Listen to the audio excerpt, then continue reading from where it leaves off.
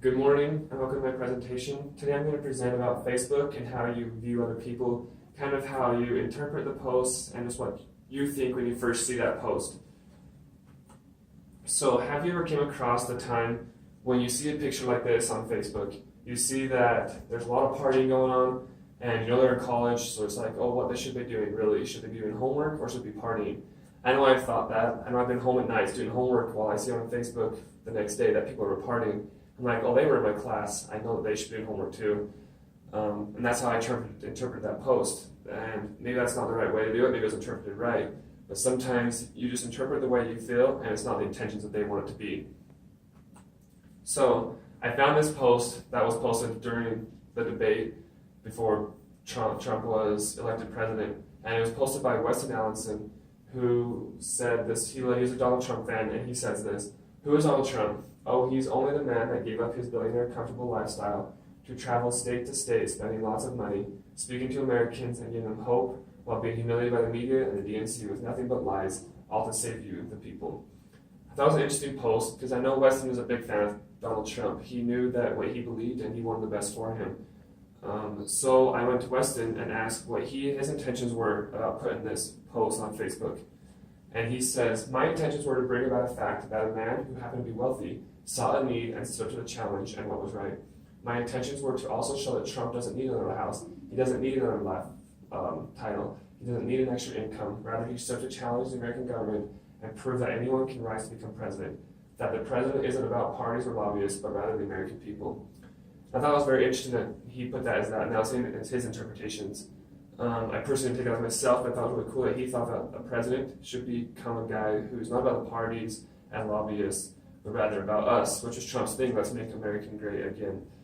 So I went to a couple of people that had different arguments and debates about this on that comment, and one was Keaton Reynolds, and that's her picture to the left. She had this view, and she says, I'm tired of Trump getting painted as some kind of savior. This guy has made a career out of stepping on the little guy. And so I thought it was very interesting. So I went to McKay Combs, who argued against her on those comments in the post, and he said, I think people have been riled up for a long time now and are glad to see that someone agrees with them. I think that was really interesting. This is a very controversial debate in general throughout the whole country, not just on Facebook or just on one thing in general, but it was a very, very controversial.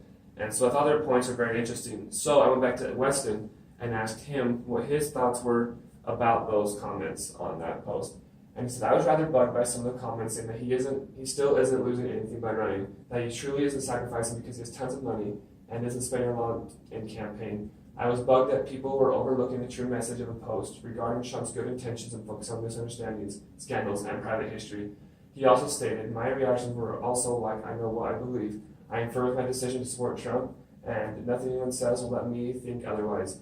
I recognize that people have freedom of speech and that we must respect one another's beliefs and personal lives. We will always disagree with someone in life, but something that we can always do is be tolerant and considerate about other people's thoughts. I thought that was very, very interesting about him, is that even though he was still what he believed, which is really cool, he did not let people change his minds or opinion about this, but he also said that he respects other people's thoughts about what they're doing. He knows what his thoughts are and doesn't care what other people's thoughts are, which I thought was very interesting. So I'm going to change steps a little bit and talk about Facebook versus Instagram, kind of how different they are from each other.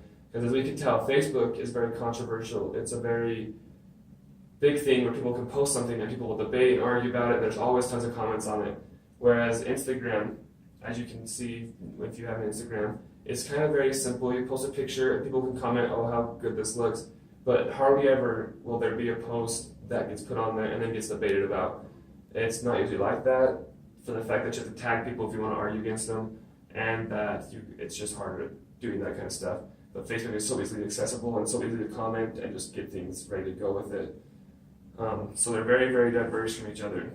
So how do you fix this problem of the Facebook being so controversial to get it more like Instagram, making it better and more what it was like to be when it was invented? So the first one is stop getting offended so easily. You need to be able to take what you see and just go with it. There's no reason we should be getting offended by someone saying your favorite color should not be this because it's stupid. You should know that what you believe is what you need to do. Other one is pick your battles and defend yourselves when needed. I truly believe that you need to defend yourself when needed. If something that really touches your heart and really hits you down deep, you need to defend yourself and stand for belief. But you need to pick your battles with it. You need to know that what you're doing can offend someone else also and make a bigger mess, but you also need to stand for your belief. So here's my Works Cited page, the people I interviewed, and where I got the Facebook post. And thank you.